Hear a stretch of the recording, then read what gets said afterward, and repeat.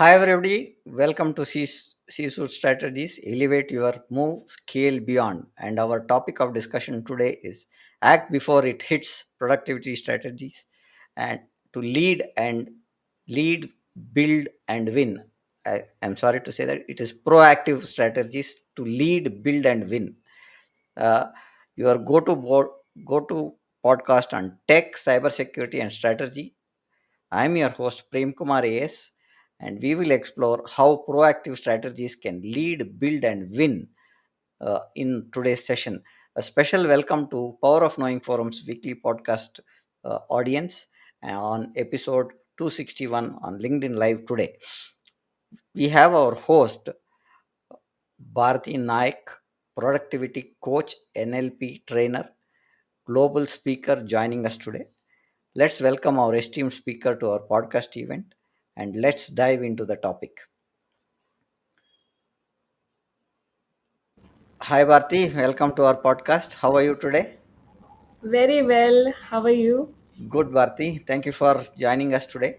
And a small intro about yourself to the audience, Bharti, so that we understand who Sure, they are listening to.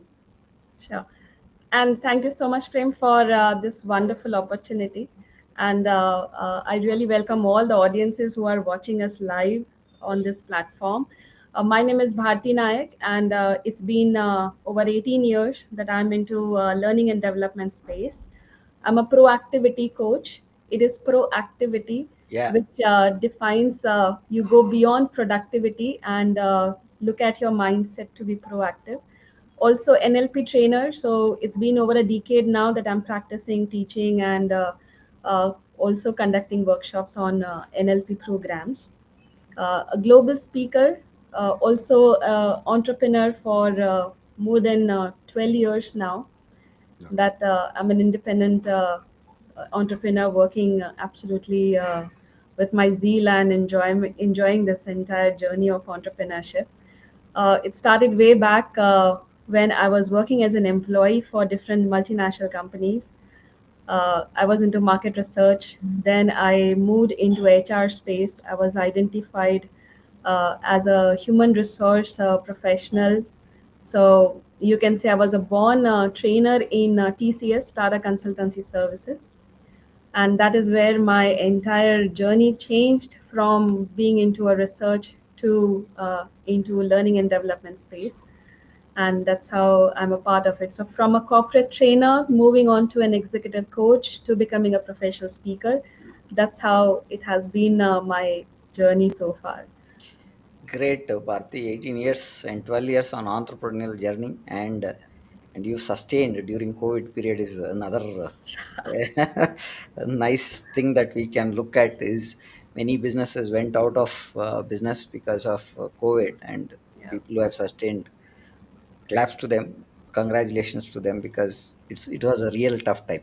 Yes. Coming to our topic, Bharti, what does proactive leadership mean in today's volatile business climate? It's a wonderful question, and this is the first question I'm always asked that what is proactivity? What is proactive leadership? And I always refer this by saying that look at leadership from proactivity point of view, from that perspective, Mhm. where you are fostering a culture of dynamic leadership. You are cultivating a proactive mindset, and you are not only changing people's mindset and the actions, the processes of being proactive, planning and preparing yourself, but at the same time you are also fostering a fantastic relationship with your teams. You Hmm. are communicating way much in advance about everything that you are doing. So this is one gap that I always noticed when I meet department heads, unit heads, or even CEOs of the companies. This is the major gap that I see. They have vision, they have a lot of dreams, goals to achieve, they have a mindset, they also have a strategy. What misses is communicating it to the team in exactly the same way and making them a part of that vision. And that is where proactive leadership comes into picture. Now, coming to that point, see, any business comes to certain setbacks, right? we, we are in the entrepreneurial journey, that's a different setback. Again, there are different ways of looking. How or can we share a moment where a active saved your team or a company from a major setback? Yeah. So for this podcast, I'll be sharing some of the example stories, which are my clients' stories as well. So I remember I was dealing with one of the client. They are a manufacturing unit, a pharma company in Vapi, Hmm. and that is where they were working with the team, the department heads. They all were working within the team. Every time they would have some work, Hmm. it was more about a reactive kind of a method, reactive kind of a strategy. They will look at the moment, they look at these things, and then they will act on it. Also, what was happening with them is even though the planning, everything was in place, there was a big gap in the execution. That's what was missing. And when I started intervening into their processes, I realized that the process and everything is fantastic. What was missing was the communication that was happening within the teams, within the departments. That was the major gap that I noticed. And what I did was a simple thing. I asked each and every person to have a strong rapport with each other. So we did our exercise.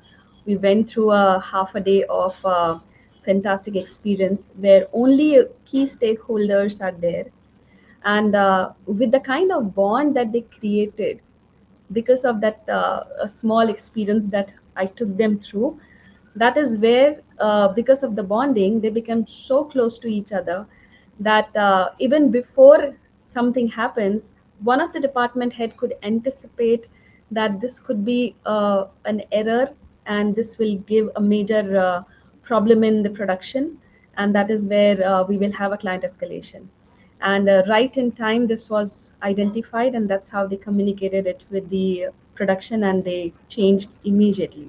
So they didn't wait for QC, they didn't wait for any kind of R&D report, but they acted at the moment, because there was one small thing that was noticed by a department head. But that could happen only when they came together as one single unit, and not working in silos and saying that, oh, this is not my job, this is I somebody.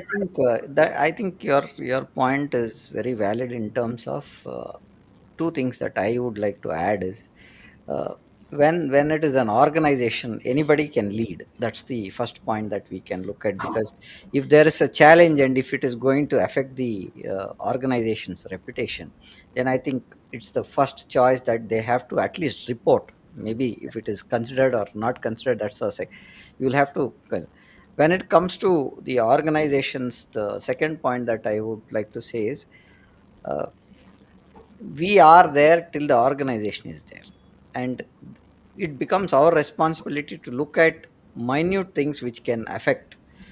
It becomes overall responsibility to have a healthy organization when we look at some of the issues that we can see, right? So that's where I think majorly we see people should look at overall picture, and that's where I think these pointers come in. When somebody identifies an issue and they tell about it, then it's great to have that kind of a feedback done, right?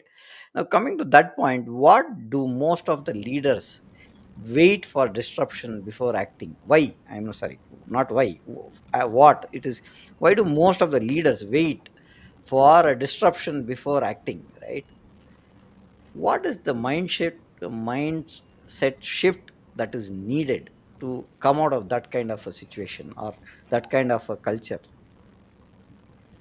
So I would say leaders, they wait for disruption is because they are very much comfortable in the zone that they are, and it is much safer zone. So if you are comfortable, you feel safe, and you're not entering into any uncertain or unknown territories, and that's why uh, they would be like, okay, whatever is happening, let it be.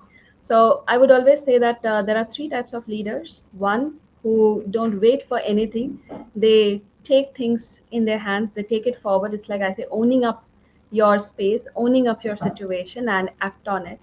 The other set of leaders are where they will wait and watch something happens and then we act on it.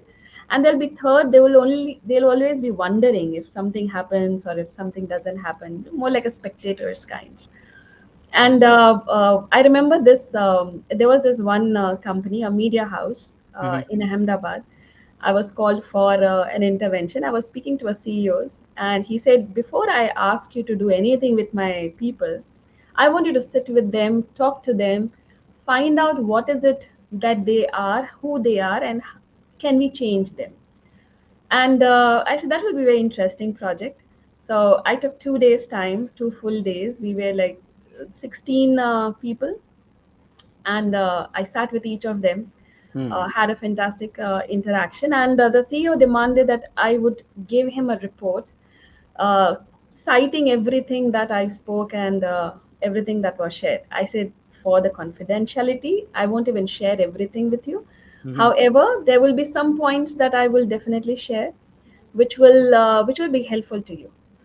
I gave him the report. He read, and his son, who's an MD, he also read the entire report, and he said, "Holy moly, how come your report is 98.5% so accurate? How could you how could you talk to these people and give us what exactly we were looking for?" And I said, of course, well, this is where the expertise comes in. And he said, okay, now the first question is, can we change them?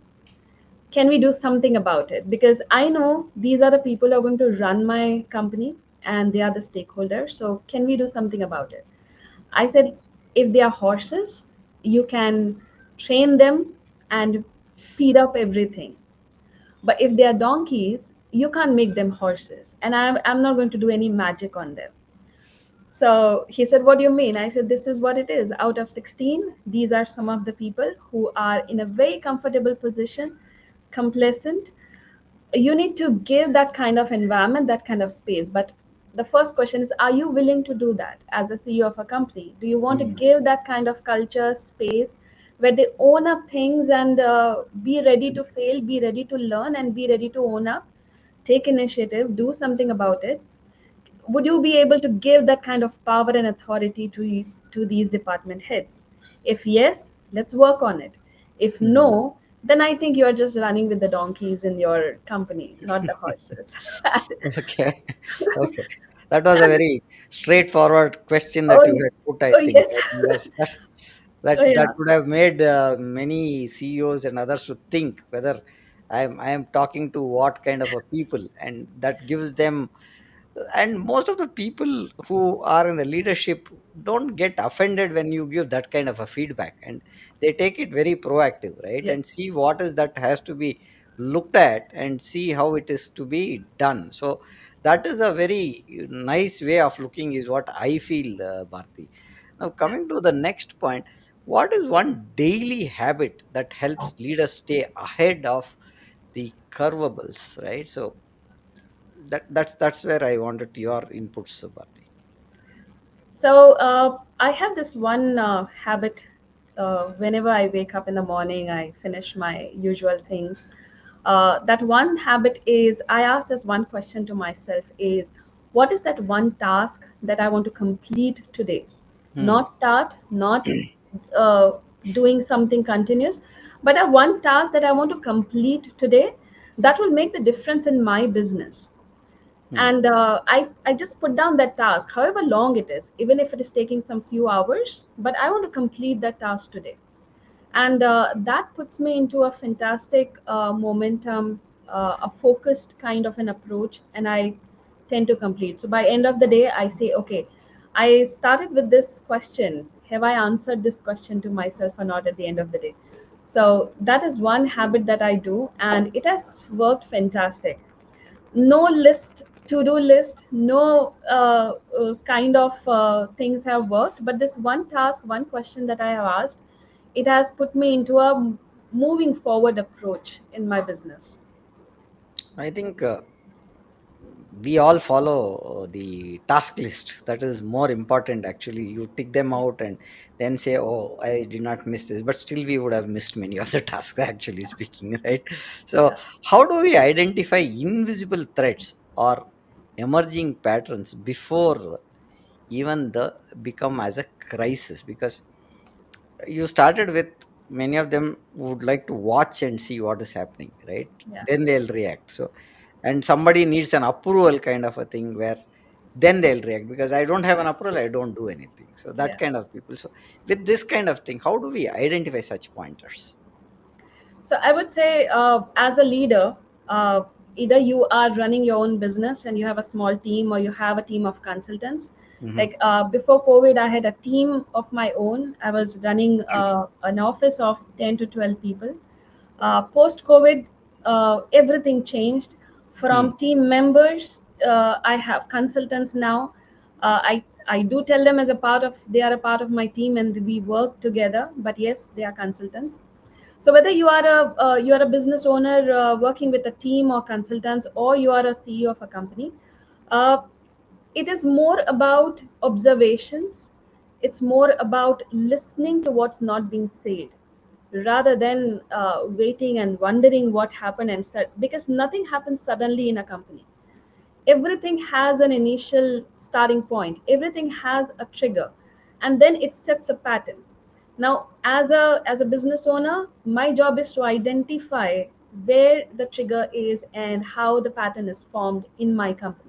Whether it is a team that I'm working with, consultants that I'm working with, clients that I'm working with, it is always something that is not said. It could be. So I'll give you a quick feedback. When I had a team of 12 people, Hmm.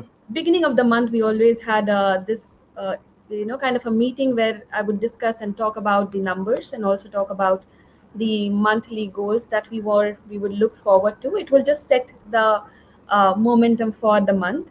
And I was talking about the numbers that this month we want to reach, have these many clients onboarded, and this is how we are going to reach the revenue targets. And I had two girls, business development girls. They were listening to me, and I was talking to them, giving them an eye contact. And when I spoke about the number, one of the girl, she had a very weird kind of she made a very weird change. There was a change on her face. Hmm. What changed was there was a left side of the nostril that swelled up and it came back. Okay. A very minute change that I could notice on her face. And after I completed, I asked everybody, "Do you have any questions?" Now this is the first indicator. If there are no questions, that's a red flag. Okay. Why there are no questions from the team? Are they so okay with the numbers?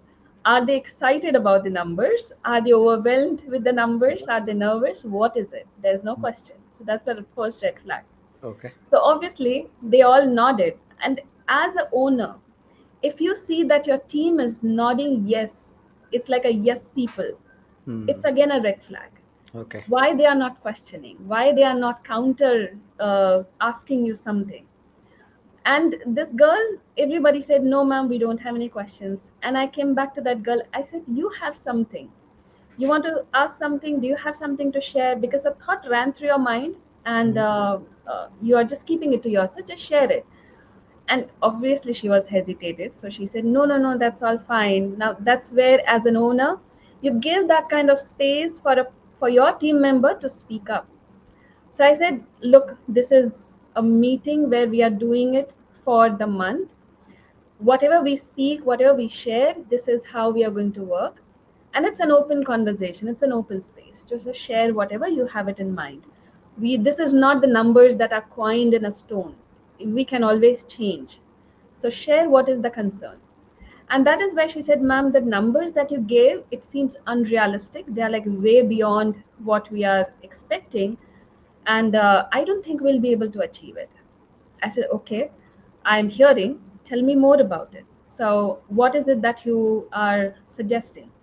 And she said, "I think we are at X number. We will, of course, we will work more, we'll stretch more.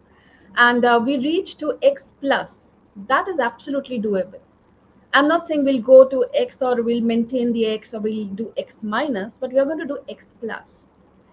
We are not going to do X square. That's not something that will happen in a month. But Yeah. X plus, definitely we can do this. I said, okay, what's the number you suggest? And she gave the number. She said, this is something which is doable. And Hmm. then I said, okay, that's fantastic number. And can we stretch it to a couple of things more? We can see if we can achieve that. She Hmm. said, yes, we can stretch also. But Hmm. yes, this is the number that will really hit us, and it will be fantastic for us. And we agreed on the number, and we said, okay, let's get the ball rolling. And what happened? You can guess that we achieved more than the number she said. Of course, it was less than what I had said, but more than the number that she had suggested. Okay. Now, I think your pointer is uh, we should look at the numbers and be open up saying that we cannot achieve and stuff, and understand how we can enable ourselves to go to the next level is what you are trying to say, right, Bharti? Yeah, Yeah. So coming to the next point, somewhere I feel proactivity often requires a kind of a risk, right? And yeah, that's a pointer that how do we decide whether it's worth taking risk at that kind of situations? Your take on it, Bharti. yeah. So if you are continuously working and you're staying there, working on a certain project or working on a certain business vertical, if it still feels riskier, initial risk, of course, there. You overcome that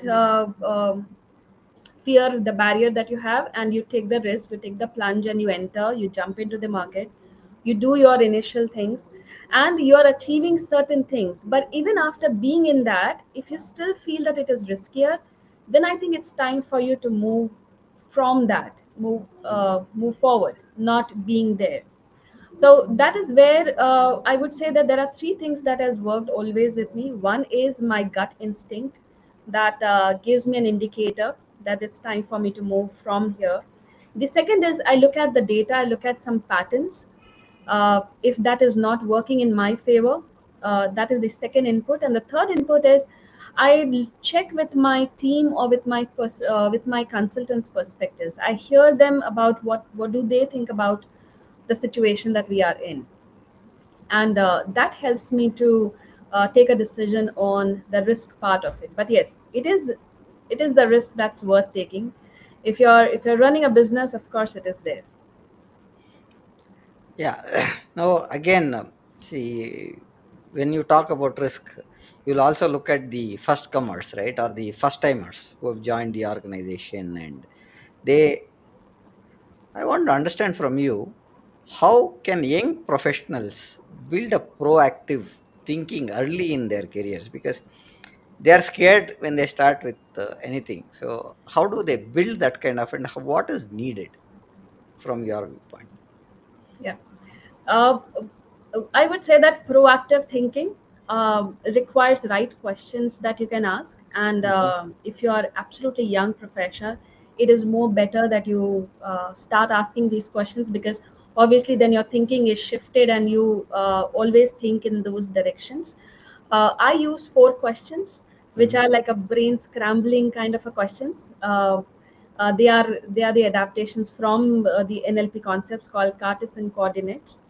Uh, a simple question I ask myself is, what will happen if I do this? What will happen if Mhm. I take this decision? What will happen if I complete this task? How that is going to impact my business? So the first question I ask is, what will happen if I do this? Mhm. The second question I ask is, what will happen if I don't do this? Okay. So I look at all the questions, all the answers related to this. If I don't do it, what will happen? The third question I ask is, what will not happen if I do this? Hmm. Now, that's a flip side first question. And the last question is very important. And that is where the mind scrambling question I always say, what will not happen if I don't do it? Okay. So what will happen if I do? What will not happen if I do it? And Good. yeah, and what is that I have to do, right? Am I right in saying that? Yeah, the third question is what will happen if I don't do it? Yeah. Okay. And the fourth question has both nots. What will not happen if I don't do it? Okay. So the fourth question, I say it is important because it's a very profound question that will take you to the deeper insights of the answer that you're seeking for. And that question is going to actually change your entire thinking and make it more proactive. Okay. I think that's a very important. I think we should put this into our comment section and type it out, saying that these are the 4 pointers that you should look at when you look at kind of doing building a proactive thinking early in your careers, right? I think that's one point. I'll take these questions and I'll put it on the chat. This one. Now coming to the next point. See, proactive leaders, how can they build something called as, or I will put it like this: how can proactive leaders create a workplace culture? Is that possible? Yeah, I would say when we are talking about proactive leadership, every leader that's there in the organization, they bring a certain kind of culture, Hmm. whether you say it, whether you don't say it. But the people who are working in the organization, they bring their own culture.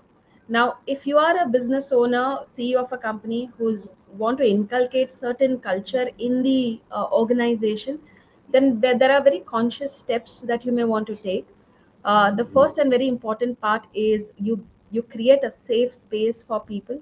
Yeah. When I say safe, from all the aspects, where if they are making any mistakes, they can own it up the mistake, not punishing them, but giving them feedback and helping them to grow. The second is when you say this is a safe environment where you can share what you want to share, Hmm. give ideas, say that you are wrong. Like I remember when I was in TCS, I thought it's a safe space. And Hmm. I shared this to my team leader. I said, no, this is not the right data. I think the data is incorrect. There is something that we must look at it from the report. I didn't know I was hitting it bad to the person. And obviously, I had a small hiccup kind of a consequences to it. But yes, is that space safe for your team to speak up and tell you on your face, give you that feedback that boss, this is something that we may want to relook at it. This is not something that we can go ahead. So that's the safe environment. The third, I would say that uh, can you admit the blind spots that you have Hmm. and say that yes, this is where I need to grow, this is where I need to learn. Like I remember I was working in I was working with a team of Hitachi people, and one of the participant, he came and say that well, this is where I think I need to grow, and this is the space I need more coaching and mentoring. I said, well, you can put this up to the HR and to your senior manager. Let them take a decision. But of course, I'll put it in my report that you are seeking for this kind of coaching and mentoring. So that's where I would look at it from the culture point of view. Is it safe for people to learn, grow, speak up, admit Hmm. what they are going through, and look at it as a mirror where the team is growing, thriving together, not something which is bombarded from top to bottom. Yeah. No, I think what you said is many organizations. What I've understood is there is no safe culture.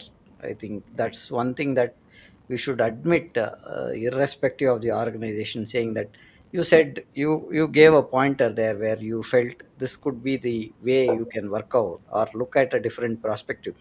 But if a leader has that kind of a viewpoint, then I think the team will feel safe, they feel they are heard, right? And that brings a strong team is what I think is what can uh, happen in nowadays. I think people are very upfront in saying that this will not work, this is how it is to be done, and this is where I think the perspective has changed, and people are listening to the people who are giving such kind of an ideas, because you look at, you'll get an overall perspective from his viewpoint, and what is his viewpoint and what is my viewpoint, somewhere if I can make it work. That's the kind of approach that is happening now. Coming to in your journey, when did a reactive choice cost you, and what did you learn from? You just told something there, but I think if you can put a proper pointer to that, where you can have something which the audience can take away, that would be great, Bharti. Sure, sure. So this is a very this is the answer which is very very personal, and I would like to share that Mhm. uh, when this COVID, the pandemic time hit, uh, my entire business came to a standstill. It was Okay. absolutely at zero, Hmm. and I was so devastated that now what will happen, what how Yeah. will I be able to from here, Mm. the business that I've been growing for so many years, and suddenly it has come to a standstill. Now this is where I learned my mistake, because this was a reactive choice. Mm. I was working on the online courses, you know, the recorded videos, the courses, and looking at Udemy as platforms. There were very few at that time, and I was looking at those aspects since 2017. And 2018, slowly and gradually, I started learning about it. But that project was always at the back. It was at the back burner. I never put it in the front, realizing that this could be the main thing in 2020. If I would have done this way back in 2018, I would have been already been an experienced expert in the online space, and would have rather, like, you know, would have really killed and thrived on 2020. Yeah.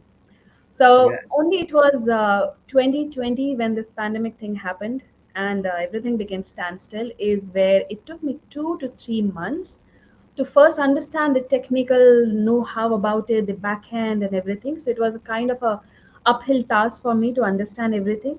I learned a lot of things, online screen space, how to do it, how to be effective. But before all these things, there was a lot of huge limiting beliefs I had that, oh, we can't be effective online. If you want to be effective, it has to be a classroom sessions with physical intervention, one to one.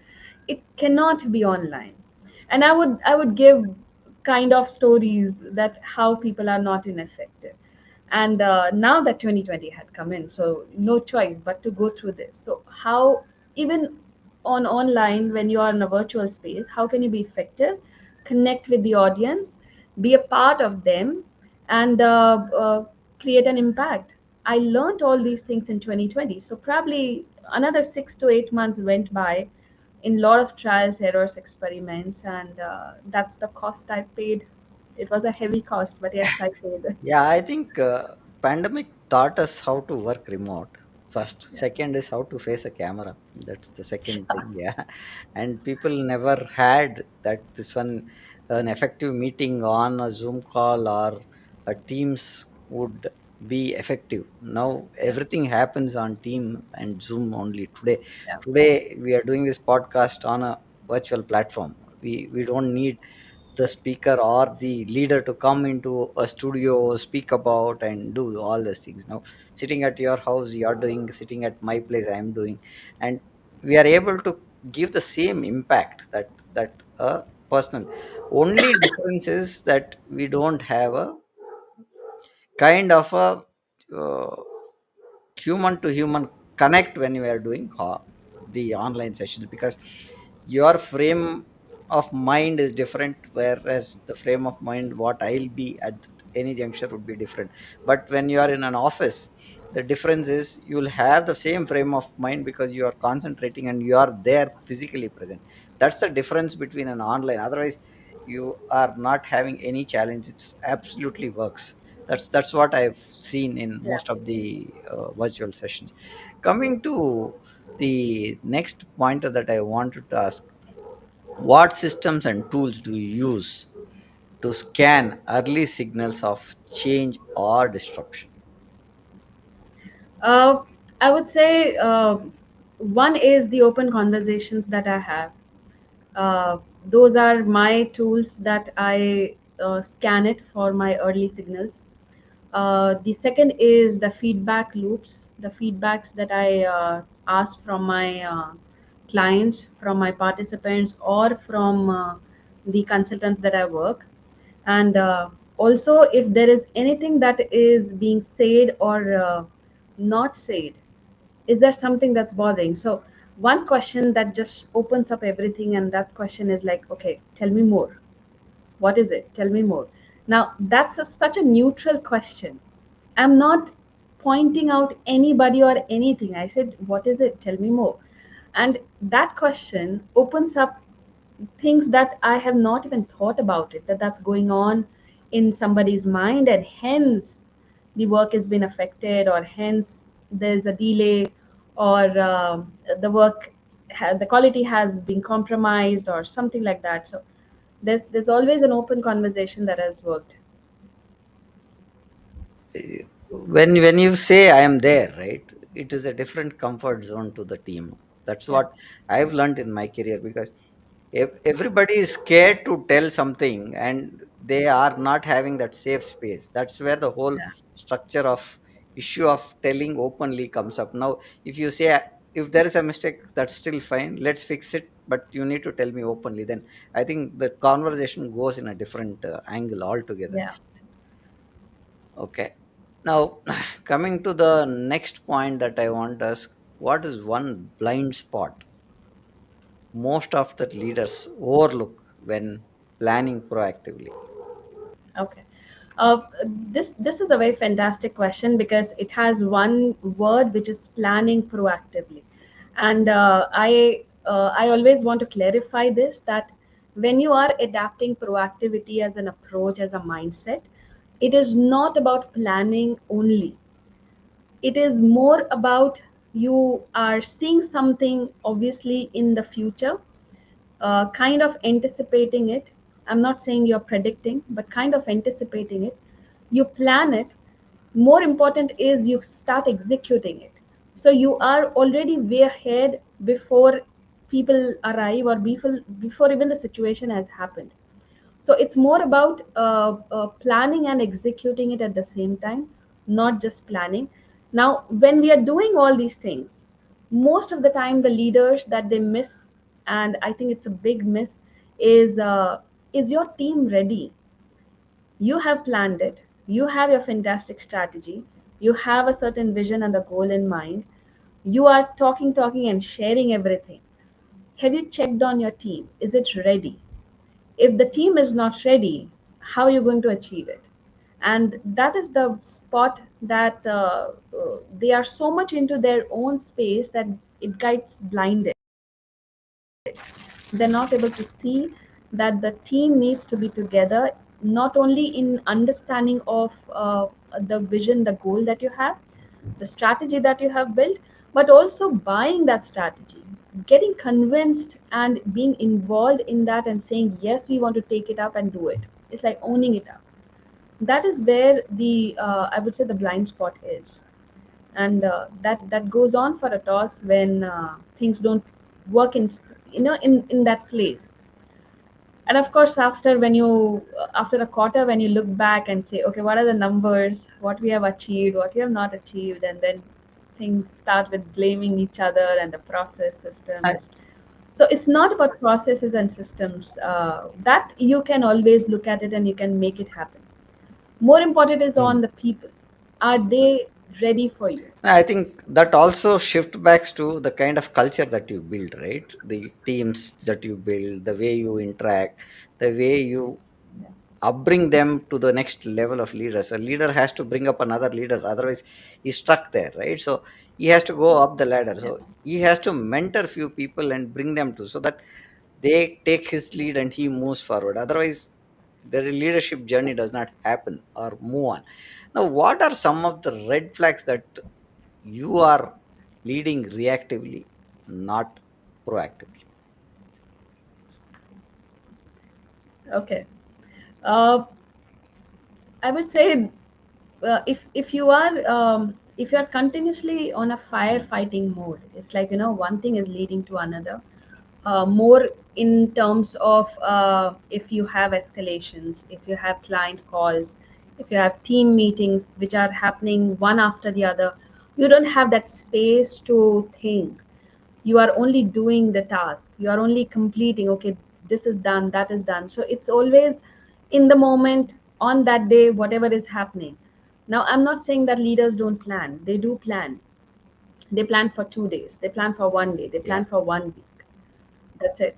Even if they plan, they don't go back and check whether the plan has actually worked, whether the execution has happened or not. So there are those of these gaps that happen, and these are the red flags, the indicators that will tell you at the end of the day, if your energy is Mm, exhausted, if you feel that mental fatigue, if you feel that, oh my god, even though I'm sitting on my chair for 8 hours, I'm mm, tired.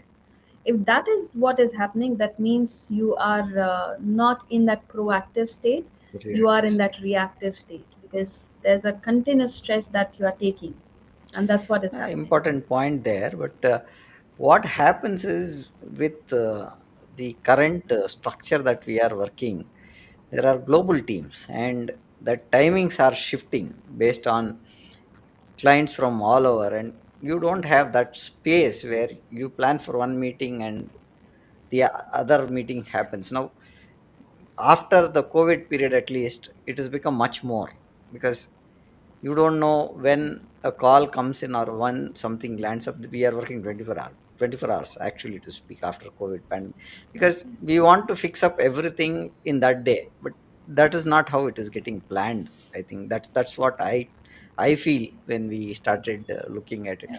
How do we balance action versus over analysis while staying proactive? Is there something that you can help me with, Bharti? Yeah. Uh, I would say that this word over analysis very much correlates with the major challenges people face. And I always quote them that there are four major challenges that you face and that actually make you not proactive. I won't say the flip side of not being proactive is you procrastinate, but of course there is this uh, line that you have drawn for yourself where you are delaying it or you are reacting it. All these situations that you're facing and over analyzing it. One, when you say over analyzing, means you're overthinking about your decisions. You're doubting, you're questioning your own actions and decisions. You're not sure. That is what is happening. The second is, e- either it could be that you're overwhelmed. There are so many things that's going on, and in that overwhelmed state, you are simply doing as it comes, and that is what is putting you things. Or it could be you are in the loop of perfectionism, that you don't want to press the button and say, okay, this is go, let it happen. You are like, just want to make things perfect. Like, I was bitten by perfectionism when I was working in TCS, and I was just doing those small changes on the slides presentations before I go to the meeting and presenting it to the senior management. And that's where I still remember my senior, my boss, he came and he said, what are you doing? I said, I'm just making changes on the slide. And he looked at me and said, you're just changing the colors and the fonts, how does it Yeah. matter? What matters is what you speak and how would you deliver it. What is the data you're going to share? And that's where I realized that, okay, am I entering into that loop? So over analysis, of course, it can bit you. Overwhelm can bit you. Perfectionism can anytime come and make you stuck. Or it could be that fear, and moves on with the questions of what if. Now, when this happens, how would you balance all these things and be proactive? I would say the first thing is, even when you are 70% ready with your stuff, it could be your presentation slides, it could be your reports, it could be your projects. Even if it is 70% ready, good enough, share it. Because for you, it is 70%, for others, it could be 100%. And the tag that people may put it, oh, this is perfect, I would say let's not put that tag anymore. I would say, okay, Yeah. this is good. where can we make changes so that becomes better? Because feedback is anytime going to come and it will come. There has to be changes. Even we have changed and we are changing continuously every day, and that's what is making us better and better. If we are doing, if this is happening with us, then how can it not happen with No, anybody else? So remember one pointer where I wanted to tell you was that uh, I am from the technology side, and I do a lot of uh-huh. I do infrastructure and cloud and the security side. Now, when we talk Uh-huh. about cyber security, we talk about saying that we are safe as on today. We cannot tell tomorrow, right? Because the landscape is changing, the applications are changing, new features are coming up, the softwares are getting updated, and you when you bring new software upgrades, it is not always safe, right? And you can have some malicious code coming inside, and you can have. But how do we look at? We can say we are protected till date, but is there a scope for improvement? Yes, always, right? Yeah. I look at that only when you are saying that you can have a presentation to stage where uh, you can have it up to 70% or 80%. In the project management scenario, if you really look at, what we used to look at is you cannot have 100% right contract and right solution build, because every solution, based on the implementation, there could be changes, because some things may not be the same when we have designed it is bound to change. Yeah. And that is where we used to tell the customer, sir, I have a scope, but there would be about 10 to 15% of deviation in the scope when we go into implementation. That is Yeah. how we accept and do the project. So when the scope changes, we know there are certain changes that are there. But if I have to rewrite the entire code, that's a complete change, right? It does not help. Yeah. So there should be a rework on how we have estimated totally, right? That's what I think what you're saying Yeah. in as many words as you're saying.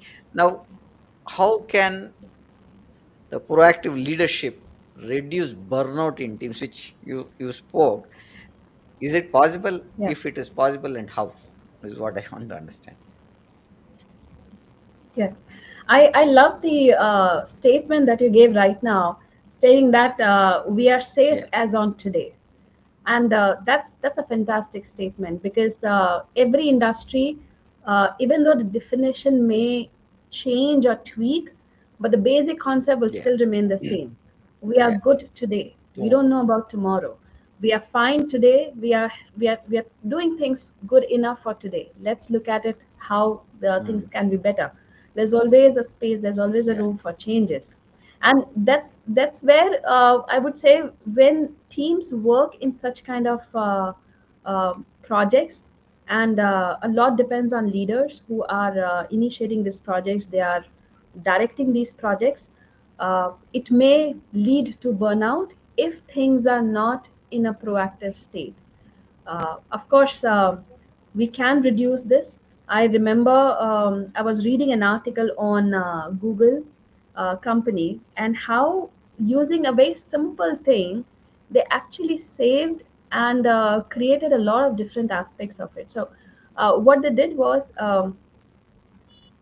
if any employee is working for say 40 hours Mm, a week, Monday to Friday, uh, 20% per week, they need to give this 20% to their personal yeah. project, whatever personal things that they want to do. Now, what happened was that 20% was so mandatory and compulsory. Of course, they started with one experiment, they started with a very few teams, and then when they saw the results, they started doing it more. Now, what that 20% actually gave an employee or a team member, it gave that space to think and work on something which is so enjoyable, which is something which has a freedom to do things, freedom to take decisions, freedom to fall, freedom to learn. So many things that you collaborate, ask, so many things that you can do in that 20%. The outcome that they got was Google Space, the G Mm, Suites, G Suites that they launched, and there was one more project which they got it. It was only because of this 20% that they gave leverage to all the employees. Now, the idea was to reduce burnouts, reduce the delays, and give and inculcate the culture of creativity. But what the outcome that came out was fantastic that they had not even thought of. And this is what I always recommend everybody, whether it is me working in my business, whether it's you working in your business, or anybody, have the 20% where you have that open space for yourself, doing anything that's creative, and you don't know what may come out. Like I'll give you an example of myself. I love to paint, and I took that 20% as an experiment. I said, let me do this and see what comes out. I just did some kind of few paintings on my sketchbook, and I showed it to my couple of friends who are also in the same business of professional speaking. And they said, "This is wow! Why don't you use this as a visuals in your coming book? Why don't you use these visuals in your social media and narrate stories?" Now, I didn't know how this would help, but it just things came out. And those are absolutely original paintings, ideas, not copyrighted, copied from anywhere, from Google space, from public space. That's very nice way of putting it. When we look at what you do with passion will not make you burn out is what I understand, because when you look at passion, you keep going, otherwise you'll get burnt out. And there was one pointer that you said was Google's main uh, project which they are more successful is the Chrome browser, which is that is one project Yeah. is what I Yes. understand. Maybe Yeah. I'll have to recheck, but Yeah. somewhere I also read saying that Chrome browser is one project which was a 20% time project that they did. And Yes. that's how Chrome came into the market is what I understand. And that's where Yeah. we are coming to True. the last question that we have, because we have about 8 minutes to Uh-huh. go.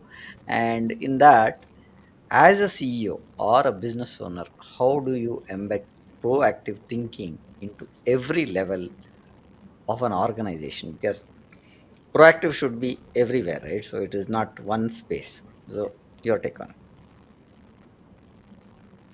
I would say make Hmm. it a culture. It has to be a culture which has been grown by the people. It can't be a top to Hmm. down approach, and down to top it won't work. So it has to be inculcated by the people. Now, when you want to do this with people, with your teams, you need to have a space Hmm. for learning.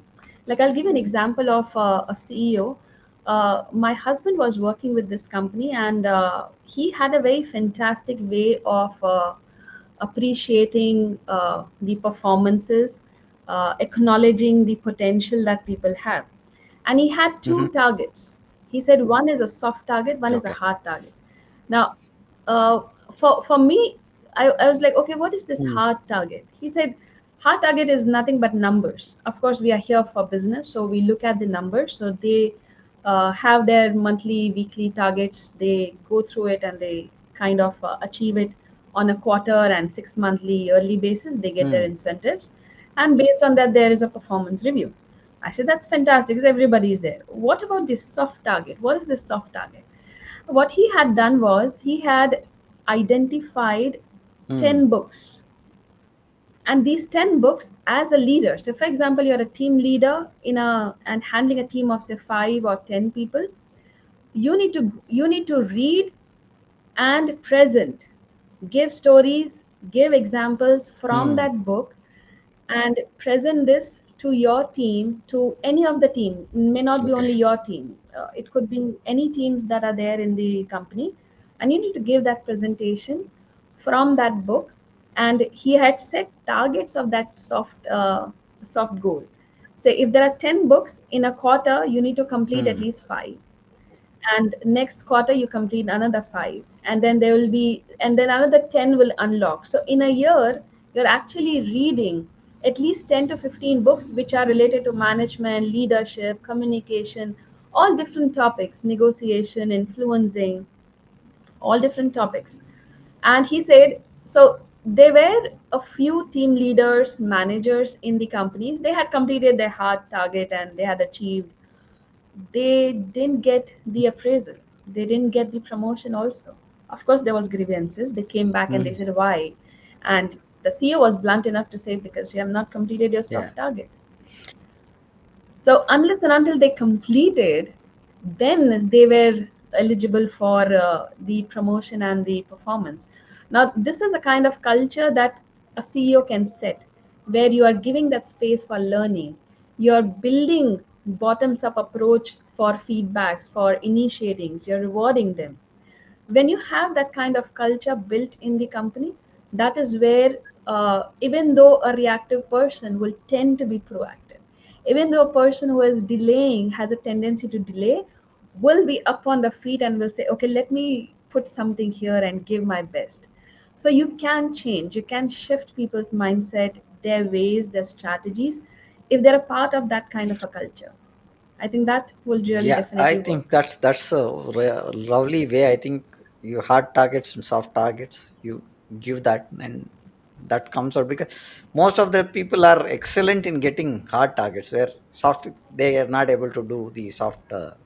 So thank you for that, and we have come to the final questions. I've taken some notes. I'll just take out. I've been writing something on the this one on the other screen, so I'll go through the pointers that we've discussed so far in last 50 minutes. We spoke about what is proactive leadership and what does that mean in today's volatile business is what we spoke about. Then we spoke about a moment where proactive uh, being proactive saved a company from a major setback. That's what we spoke about, where we spoke about a real time example, highlighted some of the decision making impact, speed, risk, how we spoke about risk, what could be a outcome of that. We took a small example also about certain companies that we did and certain customers we spoke about. Nothing to name as a specific customer because we are not talking any company or any person here. It is pure personal talk that based on the experience that Bharti has or I have over the industry over the last 20 plus years. That's what we've been speaking. Then we spoke about fear of change and decision analysis. That's one pointer where most of the people feel they are stuck and they are not able to give that kind of. Then we spoke about responsive mode to readiness mode, how you can be a responsive guy. Then how do you prepare yourself and be ready for doing something. And what we did on a daily habits process is what we spoke. Morning rituals, as Bharti rightly said, she'll ask one question and that question evolves over the period, and over the day she does not have any checklists that she's maintaining. Rather than I have checklists which I miss most of the time because one piles up to the other, and it becomes the 80-20 rule kind of a thing, where 20% of the work is the top 2 3 things that take up the whole thing. The rest I have to move to something else. That's the point that I do when I do checklist. Then we spoke about how invisible threats are emerging and how crisis becomes one of the pattern when we don't take it properly or identify it properly. Then we spoke about risks and how risk can be, is it worth taking? That's a very important discussion. We spoke about whether we should take and whether it is worth taking a risk. And then we spoke about some of the young professionals, how they can build proactive thinking in their earlier careers, where we put some 4 pointers which Bharti gave us. I posted them on the comment section.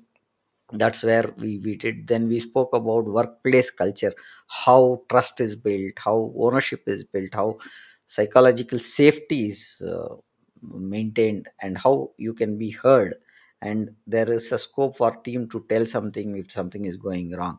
Then we spoke about other pointers of tools. Then we spoke about blind spots. Then we spoke about red flags, reactive versus proactive, how it can be done. Then we spoke about access action versus over analysis. That's another pointer we spoke about. Then we spoke about burnout, which is predominantly causing all the stress. I'll take one example. I was reading or listening to Rohit Shetty, who's a filmmaker. He was saying, what is stress? So somebody asked him, so he said stress is when you don't want to do something and you are not interested something. We used to do three shifts and we never had stress because we are always learning. So that's what we used to call work. Now it is called stress. So I like that way he explained.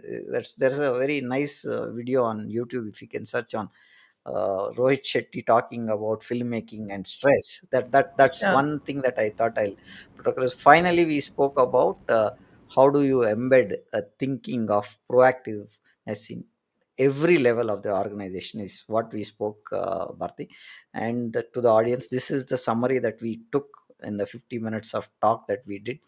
And any final conclusion pointers that you want to take before we conclude, Bharti? All yours.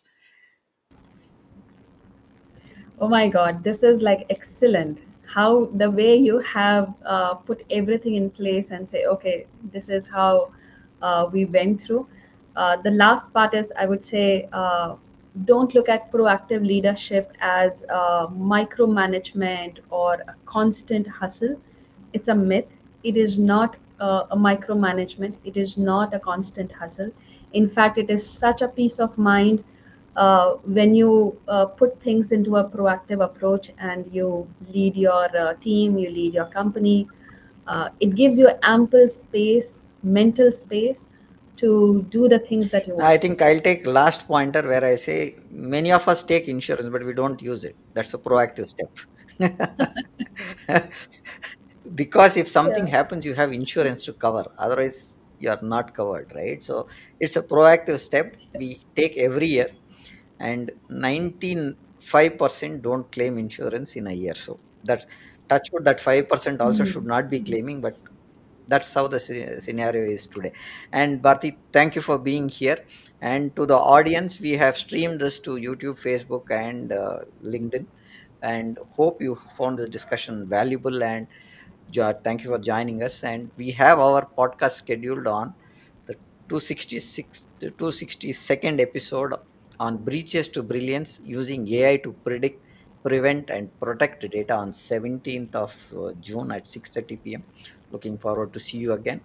Good day and bye. Thank you, Bharti. Thank you for joining us. And it's been a Thank you pleasure so much. having you here on the session, Bharti. Same here. Thank you so much.